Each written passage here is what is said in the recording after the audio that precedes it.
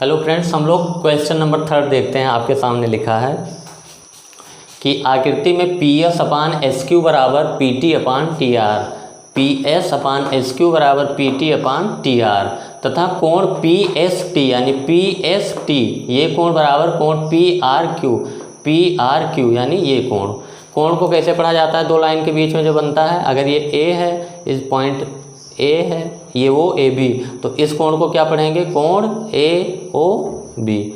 जिस शीर्ष पे कोण बनता है वो बीच में रहता है, इससे हम पता करते हैं कि कौन सा कोण है। तो पी एस यानी यस पे जो एंगल बना है ये इसकी बात करी जा रही है, और आर पे जो एंगल बना है पी आर क्यू इसकी बात करी जा रही है। दोनों क्या है? गिवन है आपको, इक्वल है। सिद्ध कीजिए कि त्रिभुज पी क्यू आर एक समद्विबाहु त्रिभुज है। समद्विबाहु त्रिभुज क्या होता है? चलिए अच्छा देखते हैं। जिसकी दोनों भुजाएं बराबर होते हैं। सॉल्यूशन आपको क्या दिया है?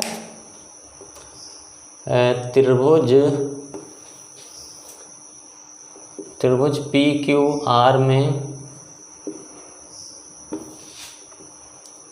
P S upon S Q बराबर P T upon T are, ये क्या है? आपको गिवन है, ये दिया है।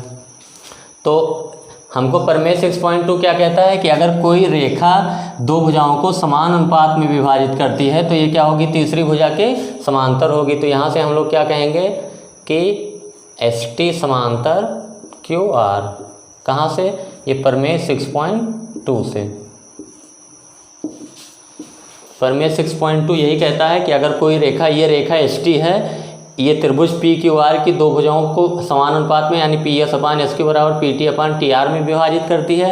क्यों? ये दिया है, समान अनुपात है, बराबर है, तो हम लोग कहेंगे कि एस टी समांतर क्यू आर। एस टी और क्यू आर क्या होंगे? समांतर होंगे। अब एक चीज़ और दिया है आपका, ये भी लिख लेते हैं। कोण पी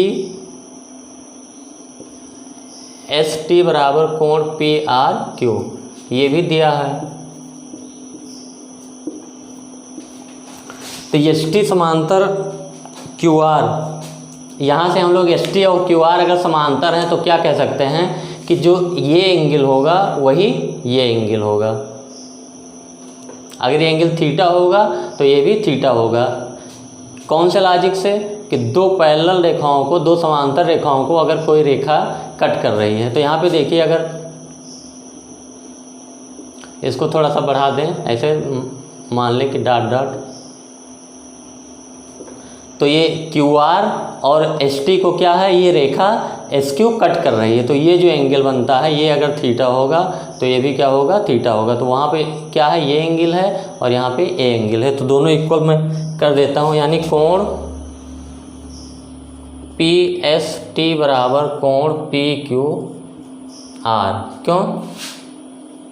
संगत कोण है ये।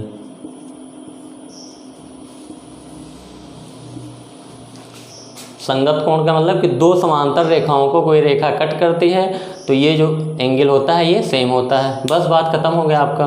इसको इक्वेशन नंबर 1 मान लेते हैं, इसको equation number 2। P S T इसके बराबर है, पी एस टी इसके बराबर है, तो यहाँ से क्या आ गया? समीकरण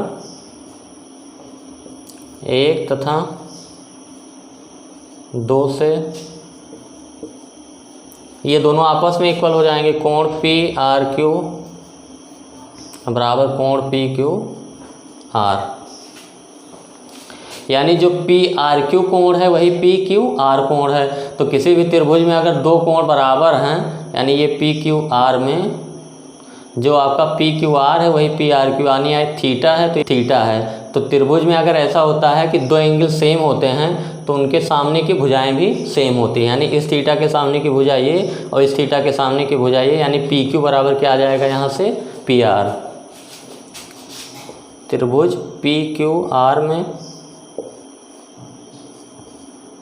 पी क्यू बराबर क्यू आर। ये क्यों लिखा हमने? क्योंकि किसी त्रिभुज में बराबर कोण की सम्मुख भुजाएं बराबर होती हैं। किसी त्रिभुज में बराबर कोण की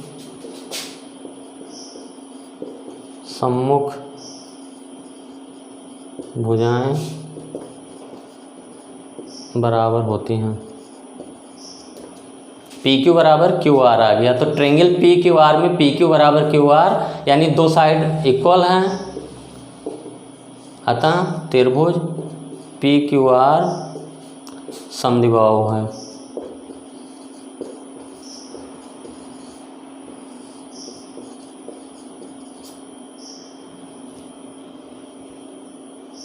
ये आपका हो गया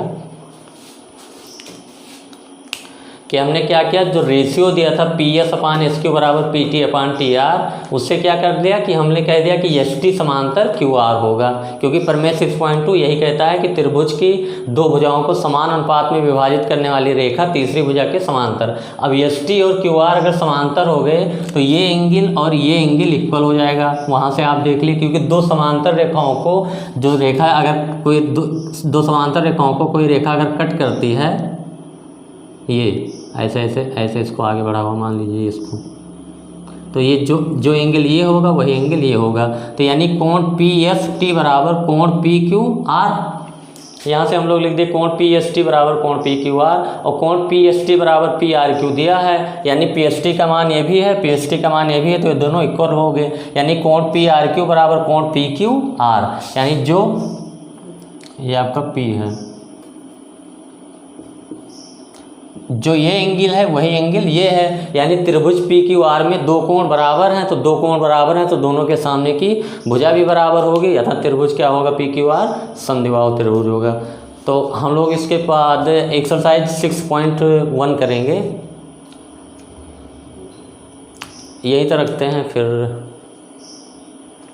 अगर थ्योरी आपने और जो एग्जाम्पल हो चुके हैं आप इसको अच्छे से पढ़ लेते हैं, तो फिर जो एक्सरसाइज है बहुत ईजी हो जाएगा, आपको एक्सरसाइज में कोई दिक्कत नहीं होगी। ओके, तो यहीं तक रखते हैं। Thanks for watching.